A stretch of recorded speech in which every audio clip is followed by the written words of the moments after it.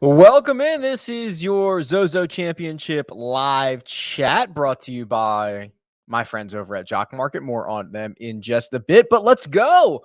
Let's go. We are like 5 hours away from this golf tournament starting on a Wednesday. Very strange situation. I'm absolutely stoked for it. 78 player field, no cuts, similar to last week, a little bit bigger purse. Let's go. This next hour is your time. Questions you will have, answers I will hopefully have. I'll do my best to get through as many as possible, and we'll have a nice little productive conversation. Let's jump into it.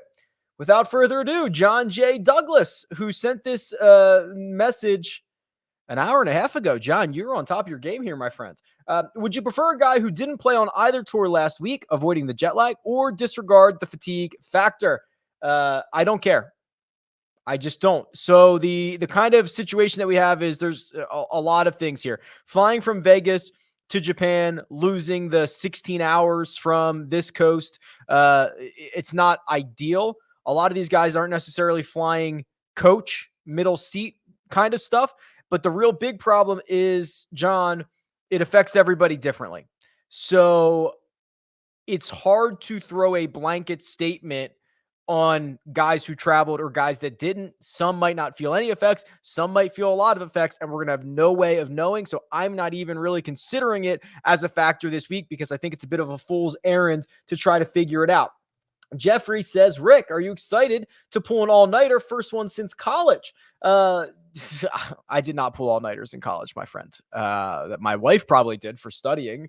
Unless it was for a social event, that would have been the reason I was out all night. It would not have been for study purposes. However, for me, the broadcast ends here at, I want to say like 11:30 at night. So probably not going to be an all-nighter for me one way or another. Zal compared course to Augusta. Could you run a model like you would for Augusta? Is that Zalatoris? I don't necessarily agree with that statement. I would love to know his thoughts on why. No, I do not agree with that. Hey, Rick, I like Eric Van Rooyen or Carlos Ortiz as sleepers this week. Are they better on this week's surface compared to their putting averages? Well, EMR, if only there was one way to find this out. Oh, wait a minute, there is? Oh, that's a little bit of a plug there for Jock Market. How about this? This is my website. A little bit of a plug here for my website, RickRunGood.com. So here's what we can do in this situation. Let's fire up. I'm on the Holy Grail. You can basically sort or filter anything you want here. Eric Van Rooyen probably doesn't have a ton of rounds, but I'm going to load both Ortiz and EVR into this. I am then going to remove bent grass surfaces, and we're going to get their baseline on all other surfaces. So EVR is basically a zero putter, small negative, minus 0.06. Carlos Ortiz, slight positive putter, 0.14. If we flip this around and then say just look at bent grass, Ortiz becomes significantly worse. He loses over a third of a stroke per round, and EVR becomes a slight positive. So EVR would be getting a little bit of a benefit here. Carlos Ortiz, a significant decrease on this surface. I still like Carlos Ortiz, but since the question was around the putting surfaces this week, that is your statistical answer. Curious on your thoughts on using Hoffman or Noren for one and done. They grade out well in my models. Noren, I'm probably fine with. You know, he didn't play particularly well last week at the CJ Cup, but you know, listen, it's 1 week. He'd had a really good stretch leading up to that. He lost 4 strokes on approach, which is something he hasn't done in basically a year. So you'd expect it to be better than that. The tee to green play has generally been a lot better than what we saw last week at the CJ Cup. So yeah, I'm generally more bullish on Noren. For Hoffman, this is kind of interesting. You have to determine what you care about. Because if you care about short term, there's really nothing exciting about Charlie Hoffman, right? Loses 5 strokes on approach last week, loses another 4 at the putter, hasn't had a great run at the end of last year and into this new season. But if you go long term, one of the best ball strikers that we had on tour last year, probably top 15, top 20. So this is where you kind of have to determine what you're willing to give Charlie Hoffman credit for. This is a much lower sense of a similar question that you can pose to Rory McIlroy quite often, right? Rory McIlroy can flip a switch and win a golf tournament, even when his odds are long, even when he hasn't played well, even when there's seemingly no reason to back him. We saw that last week. Charlie Hoffman, on the other hand, not comparing him to Rory, but could he just flip a switch and finish inside the top 20?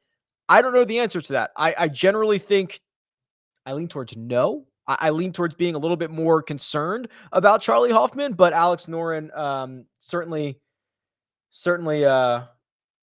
not so bad.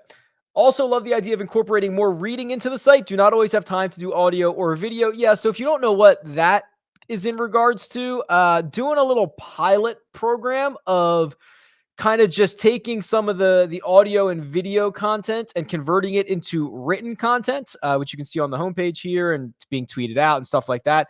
I do not like to write things. I do not. I prefer the audio, video, medium. However, I do know what Logan is saying to be true for a lot of people that, sometimes they just prefer to read it or don't have time to do the audio or video, or I think I'm going to sneeze here. Give me 1 second.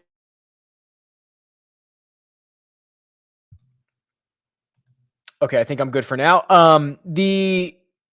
So I'm gonna continue to try this. If you like the written stuff, let me know. Share it around. Consume it. Thank you. Ben says, love Hideki this week in DFS. However, I'm skeptical as he's not really good with the putter. Yeah, you got that right. Thoughts for him in DFS with Colin as a stars and scrubs duo. They're both very on brand, aren't they? Like, you know what you're going to get. They're both very similar. Now, you're asking both of them to essentially putt to a 0 this week. I'm pretty bullish on Hideki. Bentgrass is one of his better surfaces. He's much better on bent than he is on a lot of other surfaces. We didn't see that necessarily last week at Summit Club. He lost 9.5 strokes putting, but believe it or not, that's not really out of character for Hideki. 3 other times in his career, he's lost at least 9 strokes putting. We see this. So you know exactly what you're getting with Hideki Matsuyama. I think the combination with Colin Morikawa is it's very risky. I think it is a very high risk, high reward way to approach this. I would feel more comfortable deploying that in a large GPP with a lot of people in it, with a very top heavy payout. That would be kind of the place that I would want to roll out the combination of those two, just because of the nature of their play. They could both easily lose 5 strokes putting and finish, T18. And that's not really getting you much. So that's the way that I would approach it, Ben. Best option under 7,700. So here's the cheat sheet. So I can show you this. So under 7,700, things start to get a little bit hairy. Speaking of hairy, Harry Higgs had a very good Vegas swing. I do not mind Harry Higgs at all. I do not mind Takumi Kanaya at all, $6,200. Going down a little bit further than that, no, I'd probably pick one of those two, Harry Higgs or Takumi Kanaya. I think they're both fine here. I think they're probably the best plays under 7,700. What is the best one and done league? Asks Michael, or platform to use, and are you able to form your own league in the one and done platform? So here's kind of my issue. There's not really a good one and done platform. One, it's either a really wonky platform. 2, it's either a site that exists that charges you an exorbitant amount of rake. Or 3, it's a combination of both, which sometimes stinks. So I've been testing a lot of different one and done sites. I've not been particularly thrilled. I have a little bit, do not get excited, the tiniest bit of a lead on eventually maybe having one of these created myself, where you could create your own leagues. You're not going to be charged an exorbitant amount of rake, if any at all. We'll see. But you know what I mean? Like some of these people, some one and dones you're in, you're not even realizing how much you're paying in the rake there. So, TBD. Your question is one I don't necessarily have an answer for. Sid says, hey, Rick, I bet Wallace at 55-1. He's doing that thing where he hits a great putts and chips horrendously last few starts. Now he's slid in my books at 70. Do I almost have to bet that too? I do. I personally would bet that again, which is probably not the right answer, right? The correct optimal answer is probably you were willing to bet it at 55. You allocated the amount of money that you were willing to spend on Matt Wallace at 55-1. If he moves to 70 and you put more down, aren't you now putting down more on a guy than you anticipated, like more of a share? However, that is very, very like tediously optimal. I would absolutely, and I have done this, I'd bet it again. Whether it is for a half a stake, a quarter of a stake at 70-1 or 55-1, you're probably not overly invested in Matt Wallace. Even throwing $5 more bucks on him at 70-1. Now you're talking about $350 back if he ends up winning it. So yes, it's probably not optimal, but I am a sucker and I would have absolutely done it as well. Jay-Z is in the chat. My main man, Rick, got any feel for my bro, Peter, shopping mall now naughty. Shopping mall naughty. Sorry, I think I screwed that one up, Hove. Trying to get a couple of long shots. Let's deep dive Malnati. I don't think I've really checked him out here this week. So let's see where we stand on all Psycho Pete here. Haven't seen him since the Shriners, but here's a good sign. 4 consecutive events he's gained strokes on approach. 2 of them he's gained strokes with the putter. 2 of them he's been horrendous. The driver all over the place. That's a little bit worrisome. I'll tell you what, this was probably a better stat profile than I was expecting to see when Peter shopping Malnati popped up on the chat there, Jay. So listen, I'm a pretty big believer that this field's wide open.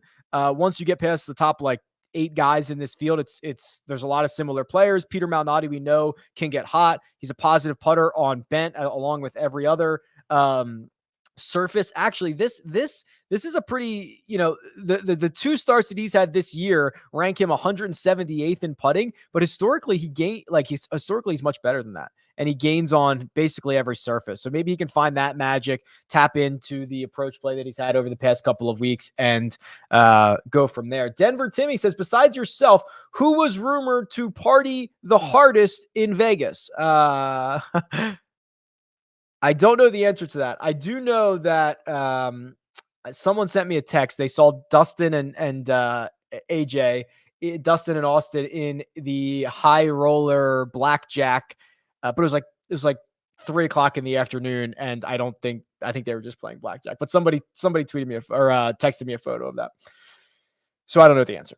Carlos Ortiz seems to me like he has more winning upside in this kind of field than people around him on the board. Do you agree? And if so, do you like betting him in 50 and 60-1 range? Yeah. So I will tell you, I've already bet him, and I'm not particularly thrilled about it. But gaining strokes on approach, played well from tee to green. And I think what I want from guys in this field is kind of some volatile upside. So look at his tee to green numbers. He can gain you 6. He can gain you 9. He can lose you 7. He can gain you 6. You look at the putter, +4, -5, -9, +3, -3. This is what I call volatile in a good way, right? He's a very cheap option. 50, 60-1, whatever you can get him at. And you are, you're not making a big investment for someone who, I agree, has a lot of upside, has a lot of volatility, played well in Japan for, I think, 3 rounds at the Olympics, before falling off on Sunday. Hey, Rick. Thanks always for the content. You're welcome. Saw your top South African bet on the first cut was based more on confidence. Was that based more on confidence in Norris or just a lack of confidence in the other South Africans this week? So for those who don't know what this question is, on the First Cut podcast, so that's the CBS Sports golf podcast that I host, we do our best bet each week, and I narrowed it down to Sean Norris +400 to be the top South African. The other South Africans in the field are EVR, Brandon Grace, and Higo. So it's kind of 2-part. EVR, Grace, and Higo. Am I worried that any of them are going to finish inside the top 10, 15, 20? Not particularly, though they might, but not particularly. But Norris, on the other hand, played well last week, won the Japan Golf Open, I believe it's called, last week. And before everyone's like, oh, that's the Japan Tour. Who cares? They stink. That win was worth more than Seamus Power's win at the Barbasol. It was a stronger field than that. It was the same strength of field as winning a Corrales Punta Cana Resort and Club Championship. So I'm not asking him to do that. I'm asking him to beat 3 players. He's a staple on the Japanese tour, plays a little bit on the Euro tour. They're all very good players, but I think he's being mispriced. So it's a little bit of both there. Real quick, I've got to do my plug, and I hate to even call it a plug here for Jock Market, because this is actually something I just love and love more every day. You guys know I don't really do a lot of partnerships and collaborations and sponsorships or anything, but when I actually believe in something, that's when I'm willing to do it. So this is Stock Market DFS. It is now with all different sports, you can buy and sell shares of athletes for a day at a time or a tournament at a time. And you can short golfers now. You can, there's just so much you can do, and I love it. And it's a really different way to play. And I want to give you guys an example of this, because this came up last night on the Power Hour. And what I actually kind of stumbled into was a really good example. It was Colin Morikawa, it was Alex Noren, and it was Kyle Stanley, I believe. And what I'm showing you here is the data from all of these cash markets. And what it ends up showing you is, Morikawa has played, they've all played between 20 and 25 different cash markets.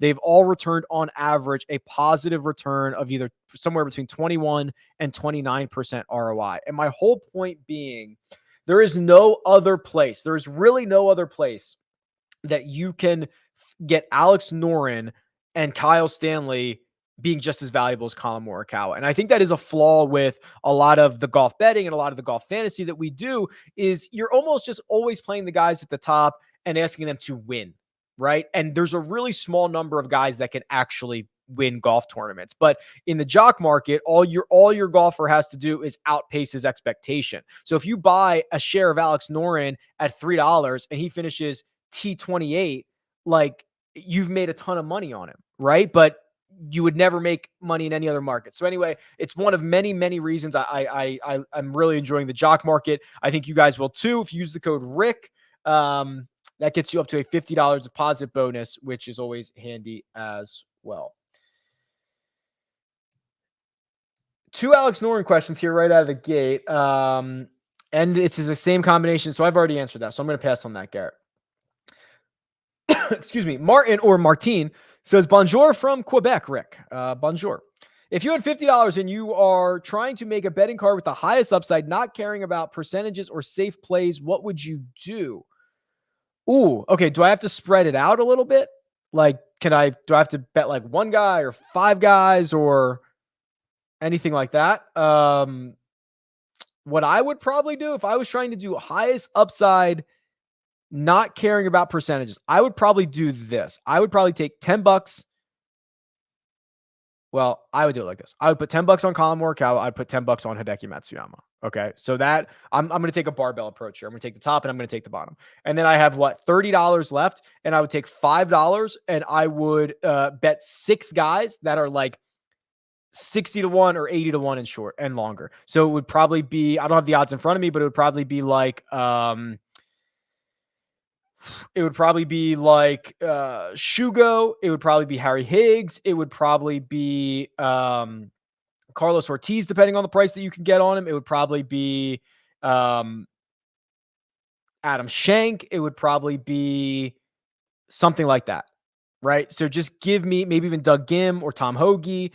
That's the way that I would do it. I would take this barbell approach and have at it. Good luck.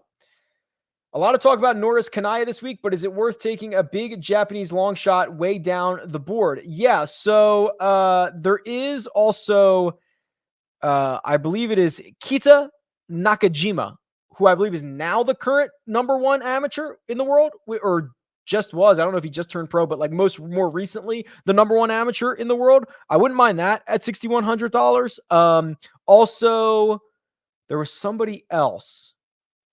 Shugo Imihara would be another guy that I would be pretty interested in. Good luck. Rick, can you pull up the stats for most volatile golfer during the last season? Ooh, I think you DM'd me this. Did you DM me this? You got to be the same person asking the same question, right? So I don't know if I have this handy at the moment, because the way that I would normally look at volatility would be basically through standard deviation, which is a very easy calculation. I can run it, but I don't think I have it like set up on the website for that. I'm just looking through to see if there might be something better. I will say this, you can look at on the Holy Grail here,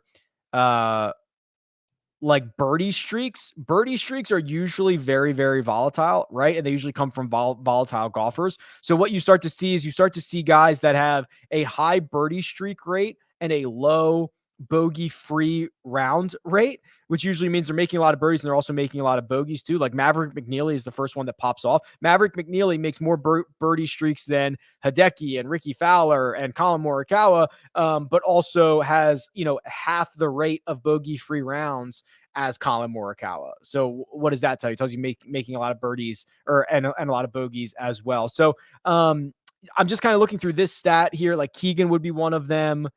Roger Sloan would be one of them. There's probably a better way to do this, but I don't have it handy. Chesson Hadley would be one of them. I'll work on that for a different day. Can we trust, this is TJ. Hey, TJ. Can we trust Japan Tour guys like Kanaya, Kinoshita, Norris, Vincent? I understand they are elite compared to other Japan Tour players, but they obviously suck in PGA Tour events and majors for sure. And that majors is a whole different animal, right? A lot of guys suck at major championships, no matter what tour they're coming from. But to me, there's a very easy way to quantify how good these fields are. It's the official World Golf Rankings strength of field number. And I mentioned it with Norris. The event that he won last week was a 28. Seamus Powers. So this week's going to be like a 200 and something. Seamus Powers' win at Barbasol was a 17. And then Brandon Grace's win in Punta Cana. Was it Punta Cana or Bermuda did he win? I think it was Punta Cana. Or maybe it was Puerto Rico. I think it was Puerto Rico. Was also a 28. So that's essentially the caliber of field. Now you're not asking Sean Norris to now go on and win a field with a strength of 235 or whatever it's going to end up being. But can he finish T17? That'd be brilliant if he could. Great stuff this week, Rick. Thank you. Still like Takumi as a sleeper. I do. I don't know how popular. Actually, I do know how popular he's going to be. I have him around 9% projected ownership. That's what I have Takumi at. We'll see. I think if you ask me to guess, I think it's going to come in lower than that. But right now I have it at about 9%.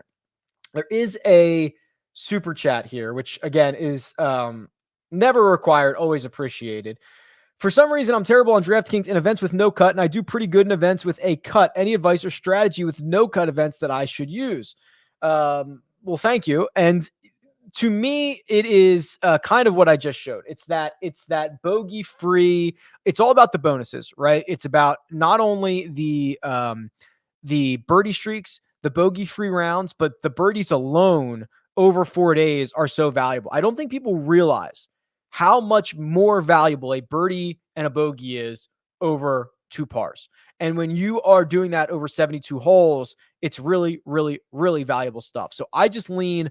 There's 2 ways to lean on it. Really good players, because when you start playing 2 rounds and then 4 rounds and 8 rounds and 12 rounds and 300 rounds, the cream rises to the top. But also these birdie makers in these no-cut events are incredibly, incredibly valuable. Again, thank you for the super chat. I appreciate it.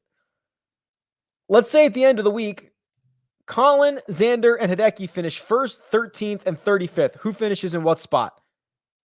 Probably the order that you have them in. Xander 13th, Colin 1st, Hideki 35th. It's really, I guess it's close with Colin and Xander, but Colin is the best player of this field. Those 2 are the best players in this field. It's not particularly close. Colin is a prolific winner, so I have to give him 1.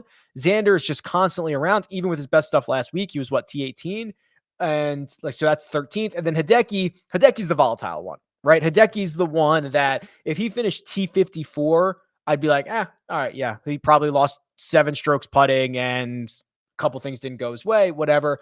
But if he won it, I'd be like, yeah, okay, that makes complete sense, right? It's just he's the volatile one here. What's up, Rick? I cashed in on Higo last season. Thank you. It was pretty much an unknown to me. Is there anyone in this event that you're seeing that has a good form that really no one knows about? I mean, we talked through some of those some of the Japanese tour guys that no one is going to want to play. I'll kind of pivot this question a little bit and say guys that I think are in better form than what people are giving them credit for. Adam Schenk is one, right? Like Adam Schenk is genuinely playing some pretty darn good golf right now. Last 9 events, he has 3 top 4 finishes. Really volatile in a good way type of golfer, where if he gets the putter going and he gets the approach play going, he makes a lot of noise. 3 top 4s in his last 9. Great putter on bent grass. That's a guy who I don't think people realize how good he's been. The other one, and I think people are starting to realize it, Johnny Vegas has been probably much better than people want to give him credit for. Look at the ball striking numbers. He's just dominating off the tee. He's awesome on approach. His tee to green numbers obviously are great. He can gain 2 or 3 with the putter. There's a real chance Johnny Vegas wins this golf tournament. Actually, so my card kind of got wonky. I think my card is currently, and my numbers at Circa are so much different. So I got my card is like Morikawa, Hideki, Vegas, terrifying. Ortiz, Schenk, that's 5. And then I think I've got like, I thought I saw Higgs. I think I have Higgs like 150 to 1. Higgs, and then there might be one other like long shot, but that's generally my card. I'm trying to think if there's anyone else that no one's talking about. KH Lee's been better than I think people want to give him credit for. That's probably it. Your 2 favorite between Neesmith, Wes Bryant, and Kinoshita. Neesmith with the ball striking is 1. Wesley Bryant, I guess the concern there is that he is again making his first start after a really long break, right? I don't think he's played since May.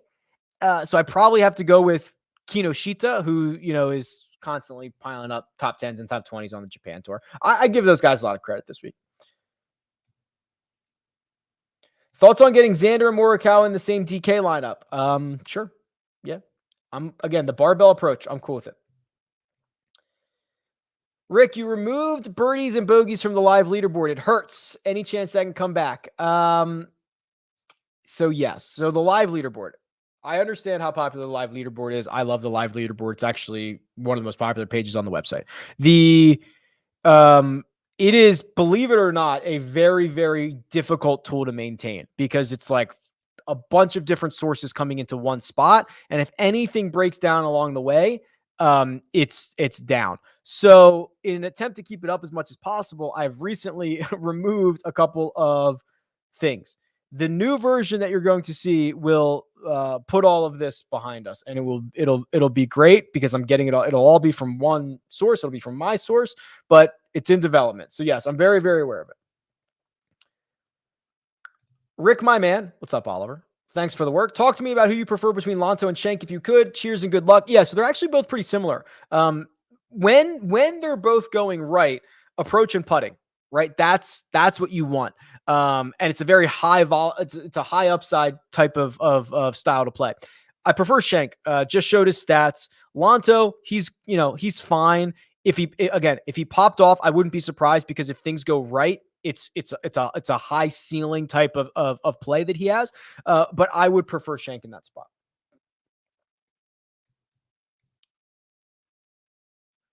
Are we ever going to get a good Ricky number again? No, you're not.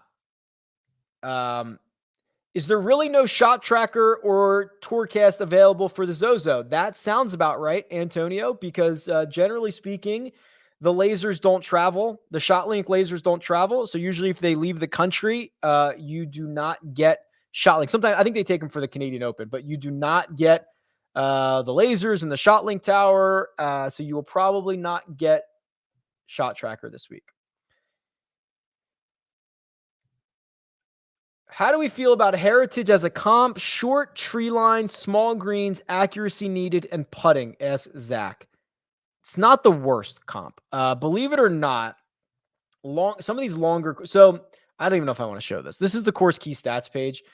This is statistically comparable courses. Bethpage, Cherry Hills, and Whistling Straits, which are a lot different than RBC Heritage. Let me put in a let me put in a lot of caveats to that. One, this is 1 year's worth of data. So it's very, very, very, very noisy. Two, this is the statistically comparable courses, meaning that these are the courses that similar skill sets have found success on. What Zach is asking, and I think is probably a better question, is kind of the eye test. It's not the worst comp I've ever heard. Harbor Town's kind of more of an extreme where those trees are really fairway lined. These are more, you're going to have more rough to play with here, but I do like the thought process. It's not the worst thing I've ever heard. Travis says, can we take a look at Hoagie? Sure. I'll just tell you right off the bat, he's got 4 straight events with gaining at least 3 strokes on approach, which is always a good sign. He is obviously pretty reliant on what the putter is going to do. But again, the putter, I like to see this. Lose 3, gain 7. Lose 4, gain 3. That's good for a long shot. It's not good if you're John Rahm. It's good if you're Tom Hoagie, because when you get those weeks, you finish 4th and 14th, and you're actually in contention for golf tournaments. So I certainly don't mind it. Hey, Rick, any idea when they release the final field, i.e. which alternates get in? It should be, this field should be locked. I mean, we're locked unless someone WDs.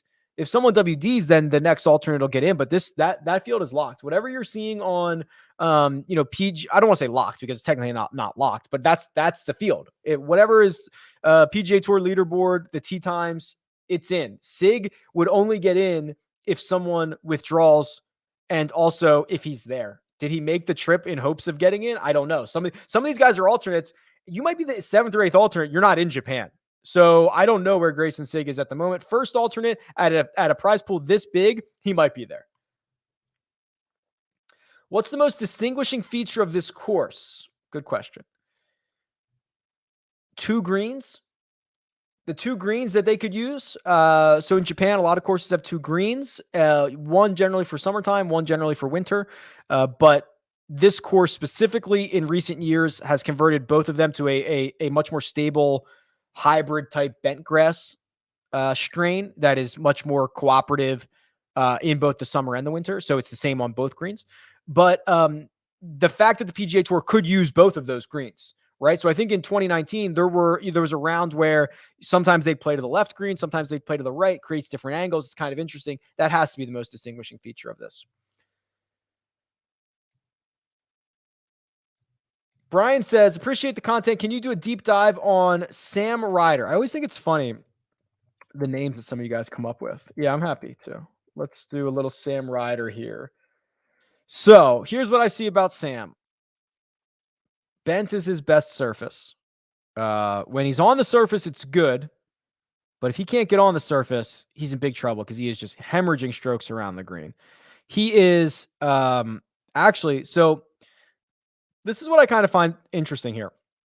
He was burning strokes on approach for a long time. Something happened at Barbasol, right? Gained 11 strokes on approach. That 11 strokes in a single week is an outrageous amount on approach. It's probably one of the best in the last couple of years. And then since then, he's gained strokes on approach in 4 of 6.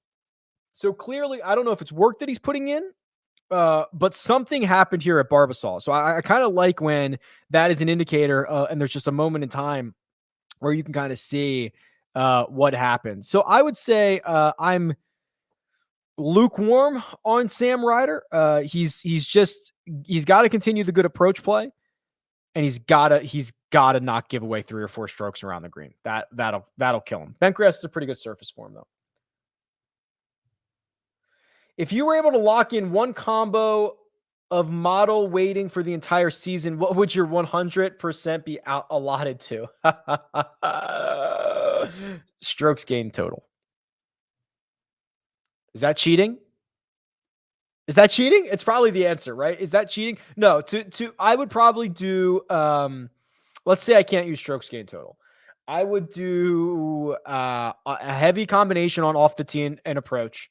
And I would do a lot on birdie or better percentage because off the tee and approach are going to be stickier week over week. And then birdie or better is going to really fuel our fantasy scoring aspect of it. So that's what I would go with. Does Brandon Grace have a path to showing up in the optimal this week? Probably not, but that's not a knock on him. There's just a lot of guys that aren't going to show up in the optimal. So here's Grace. Bent grass by far his worst surface. I tend to think that distance is going to be more important here than most. We'll find out. And distance is, of course, never a negative. He's one of the shortest hitters on tour, one of the most accurate. I'm not sure he gets the full benefit of that this week. Maybe he does. When Grace is going really, really well, it's the putter is helping him out, right? Now he's lost strokes putting in his last two, lost 6 at the CJ Cup, is losing a bunch off the tee. He's losing on a pro. Unless it's just for some switch gets flipped, I can't imagine that Brandon Grace finds his way into the optimal for this week. Apologies if already answered. What do you estimate the winning score at? It's always a question. It's always one I never really know the answer to. What did I say last week? 21 or 22 under, and I got to 20. I think 25 won it. So it's going to depend. I thought I saw a little bit of rain in the forecast, and remember when they played here 2 years ago? There was like a monsoon. They moved it to it was like Monday. It was like Sunday finish here, but a Monday finish there, I think. I would say the winning score will be somewhere between 18 and 20 under. That is generally where I'm headed.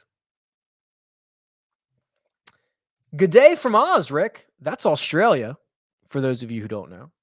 Love the content. Cheers. Any love for our man, Matt Jones, this week? Matt Jones might be in a lineup. And if he wins me a couple of dollars, I might go to Macca's. Maccas or Maccas?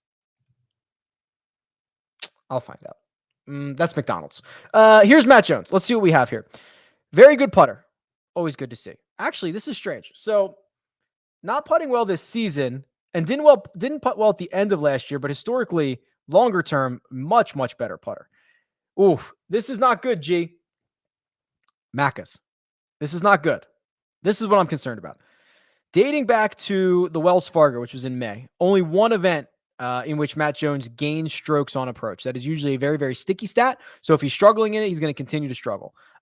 If he cannot match that, and usually the way that he would fix that is he would putt the lights out, right?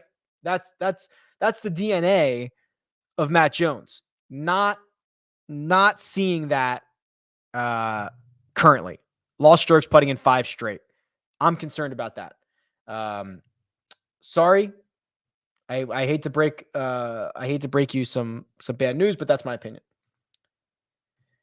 CT Pan or Vegas and DFS kind of depends on what you want to do. I think they're both fine.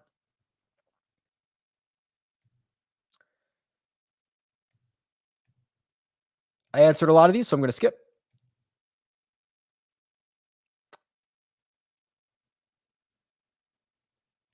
Howdy, Rick. Howdy. We've gone from Oz to the Cowboy. Who do you like more, Sun Kang or Kinoshita? I think it has to be Sun Kang, right? I'm happy to give credit to the Japanese guys who I think are gonna be very comfortable and fit well, and they're all very, very good. But Sun Kang is an established PGA Tour professional who's on a pretty decent run of golf, right? 32nd at the CJ Cup, much more difficult field than this. 27th at Shriners. He's gained strokes on approach in 5 straight. He's putting very well at the moment. I love the Japanese guys, or the guys that play on the Japan Tour, so I can throw Norris into that conversation as well. But this has got to be, it has to be Sun Kang. I think it's silly. Rick, taken aback by your golf skills. Oof, is that good or bad? Were you taken aback because it was horrible, or were you taken aback because it was better than you expected? Would you highly recommend Arccos Caddy app? So they're not paying me for this, Matthew, although maybe they should be. I am a huge fan of the Arccos system. Obviously, I'm a big data guy. Obviously, I like playing golf. The fact that I can get metrics on myself kind of in real time, and there's sensors that go on my club. It's going to take you a couple rounds to get used to it and how to like make little adjustments, because sometimes it'll think you 3-putted when you 2-putted or stuff like that, because the sensors are sensitive. But in general, I am a very big fan of the Arcos stuff. If they would like to start sending commission checks, my DMs are open. How much emphasis do you put on DK points gained when picking a golfer in your player pool? Okay, so Ralph, I'm so glad you brought this up. This is something I probably put more emphasis on this myself than I do like in the videos and in the content, and that's probably wrong of me. So here's the Holy Grail. This is available all the time under fantasy data. We talk a lot about strokes gained. Well, we're not playing a strokes-based game when we're on DraftKings or we're on FanDuel or we're on whatever site. We're playing a fantasy point based game. So the DK points gained is the same idea. Whatever the average is for the week, did you score more than that, aka gained points, or did you score less than that, aka lose points? And it's a big difference between the CJ Cup, in which the average last week would have been, let's see, Morikawa scored. So the average last week would have been like 99 fantasy points of every player in the field. You go to the US Open, it would have been like 33. So it's the same idea. That's why you have to do it per round. So we really should be looking at DK points gained or fantasy points gained much more frequently. And what you'll find is a couple of interesting things here, especially in this field. Joaquin Niemann at 9,900 on average gains more than both Tommy Fleetwood and Will Zalatoris. And that is, and those are two golfers that are much more expensive. Ryan Palmer, unfortunately, has been down in the dumps recently, but historically has been is mispriced for how many points he's gained. And if you want to just look at the last 2 years, you can do that as well. You can kind of filter this any way you want. Charlie Hoffman pops up, Brendan Steele pops up. It is a really good metric, Ralph. So I'm glad you brought it up. I'm glad that I could showcase it a little bit. It's something I need to do more of. So thank you for that. Hey, Rick, how did you manage to sit down with Vic Hovland last week, and how much strokes gained did y'all discuss? So I got introduced to Victor through a friend of a friend. We went out to dinner. It was very nice. I'm not going to dive into the things that we talked about. However, I will say that as you can all imagine, he is as likable as anybody on tour. He's a very, very easy guy to root for. We share a lot of the same interests. He's a very thoughtful guy. So yes, I will not dive too deep into what we chatted about, but he's a very, very good guy. And I'm glad that, I was able to chat with him. How many Japan Tour guys would you be comfortable playing in a $200 single entry? 1, 2, or 3? Ooh, 2 probably. I think 3 might be pushing your luck a little bit, right? 50% of your lineup, that might be pushing your luck a little bit. How do you go about choosing the golfer to win the prop bet leader after first round? All right, so there's a couple different ways, and I will caveat all of this by saying this is probably the most volatile of bets you can make, right? So when you go more rounds, more information. In only 18 holes, anything can happen, especially the first round where we haven't even seen the course be played yet. So there's a couple ways that I generally like to do this. I would go to literally go to the Holy Grail, look up first round scoring, right? Because some of these guys do just get off to hotter starts, and you start looking for guys that outpace the rest of kind of their rounds here. So let's just go since the start of last season, because I want to get more of a recent thing here. No surprise. Absolutely zero surprise to see Keegan Bradley up here, right? So the top 3 are Cameron Tringale, Xander Schauffele, Keegan Bradley. You can kind of throw Xander out because Xander's going to be good on all rounds, right? All these top players, they're great every single round, or on average, it ends up being that way. Tringale, nearly 2 strokes per round in round 1. Keegan is up there. He's always up there. Chris Kirk is up there. So these are the types of golfers that I would look for. And then I would also look for generally very strong and volatile approach players. And again, that's kind of how you get to Keegan or Doug Gim playing well in the first round. If you can get hot with your approach irons, or you're just a solid approach player in general, and then you roll in 3 more putts than you normally do, you might end up being the first round leader. So that's kind of the path that I take. It is very, very volatile. Sometimes, depending on weather, trying to find tee times in the morning wave or the afternoon wave, is a thing, that's what I would do. What driver do you suggest on a 200-yard shot? What driver do you suggest on a 200-yard shot? What drive? I don't know what this question means. I play a TaylorMade, but that's all. Hey, Rick, any chance we can run another model? Anything distinct that you have learned in that regard since Monday? I don't remember what I did Monday. We can run a model here. I don't remember what I did, but here's what I would probably do today.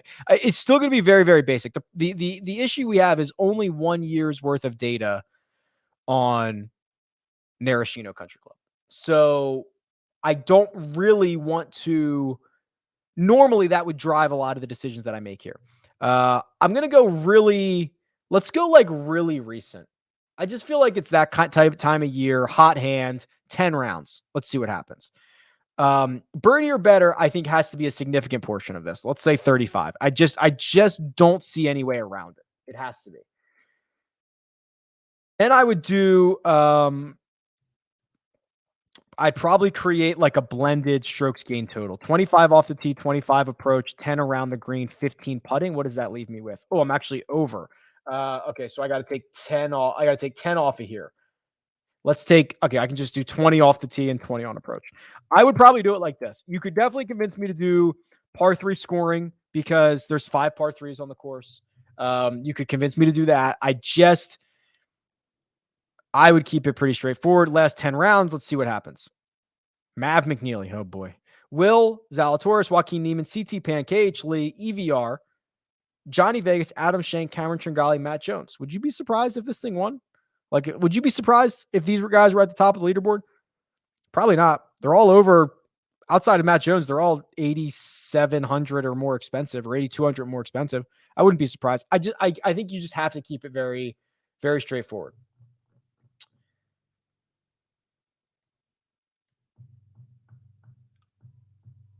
Is Hideki too chalky for one and done? I wouldn't worry about that at this point in the season. I'm going to say. I think it's too early. I wouldn't worry about chalk right now. Just play the best guys. So no, it's fine. Hey, Rick, can we get a USA versus Europe versus World Tournament? So there was actually, so it's funny you say this. There were talks, and I don't know how serious this happened, of essentially combining the Ryder Cup and the President's Cup, right? Which would kind of be crazy, where you could get team US, team Europe, and then the international team, and have them figure this out where you're playing against one another over 3 or 4 days or whatever that ends up being. I think it'd be great. I don't think it could replace the Ryder Cup. Maybe we already have too many. Look at my hair. Sorry. Maybe we already have too many international contests every couple of years with the President's Cup and the Ryder Cup, and it's hard to get all these guys, and it's very expensive and like all that stuff. But like, I would love that. I do think that there's kind of a disconnect when the U.S. plays the internationals in the President's Cup and the U.S. plays Europe in the Ryder Cup. It's like, well, why doesn't Europe ever get to play the internationals? Why don't all three? Like, it's just, and they're different years, so sometimes you get different players. And this would be great. I just think it's very expensive, and someone's got to invest a lot of money to do it.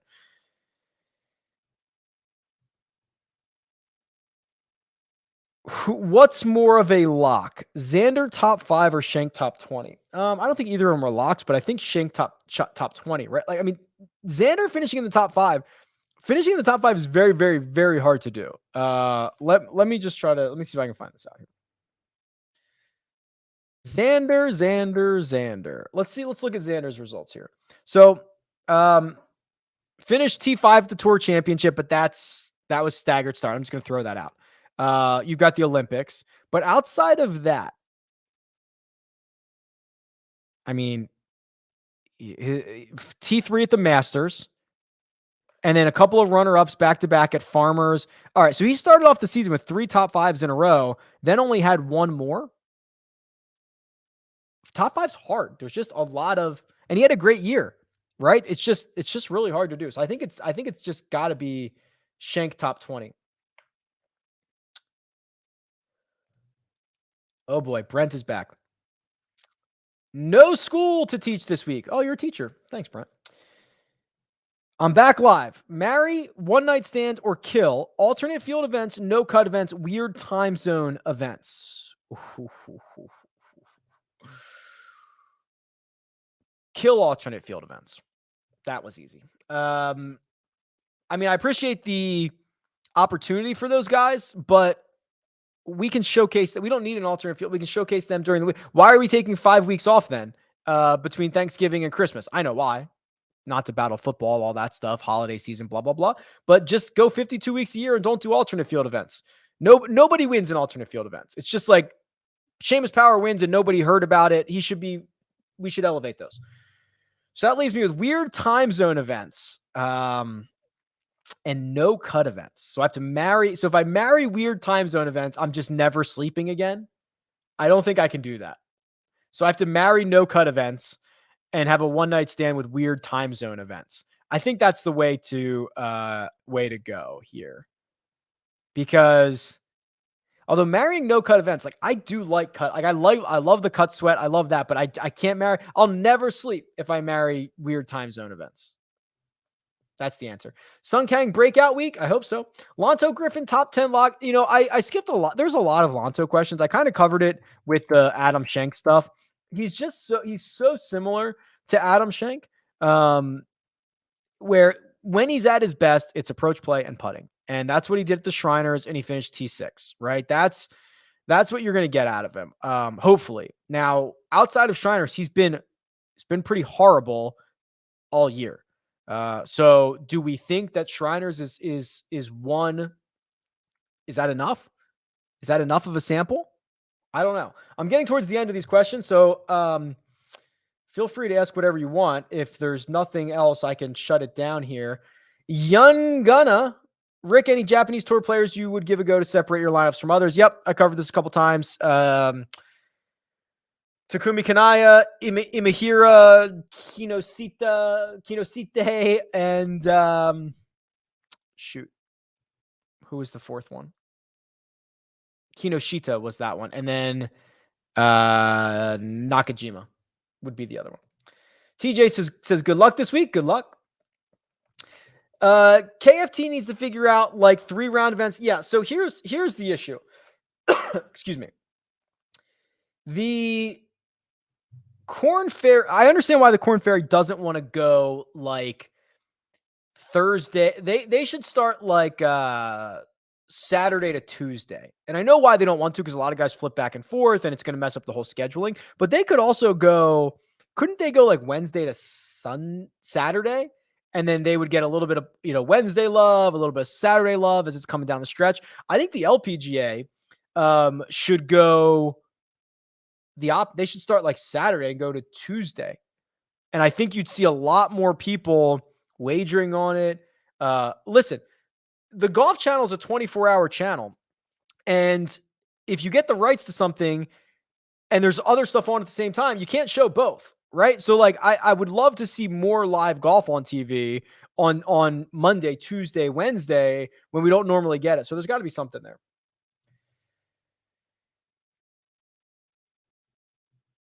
Best ball strikers in the 9,000s. That's an interesting question. It's got to be Grillo. Actually, I don't even have to guess at this. We can just do this. So let's just go to Holy Grail.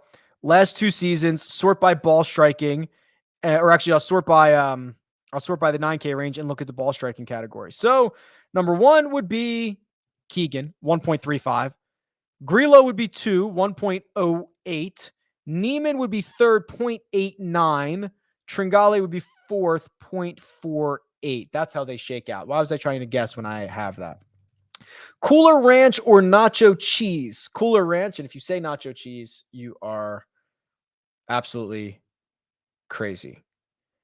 I don't know if Matthew Neesmith is going to finish inside the top 30, Garrett, but I do like the ball striking, right? Neesmith is, if you look at this, it's actually kind of crazy. So this is the last 2 seasons. Maybe I need to go back further. When did Neesmith pop up here? Oh, you know what? I might still be on round 1.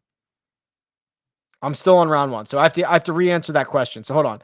Let me go back and look at the ball strikers in the 9K range. Last 2 seasons. That's my bad.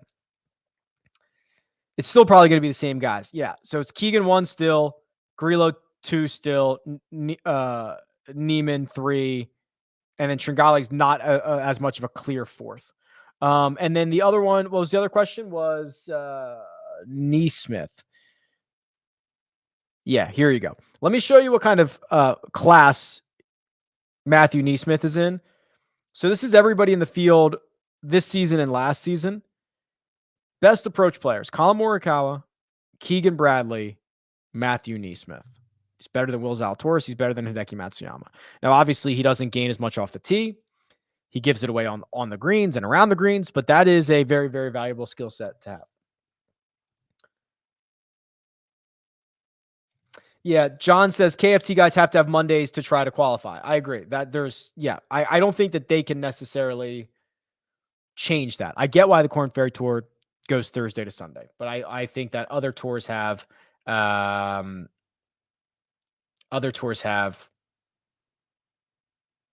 reasons. Okay. I think that'll do it. I'm going to go grab some lunch. We've got a golf tournament that starts in a matter of hours, people. So make sure you get your lineups in. Make sure you get everything in there. Trying to think what else.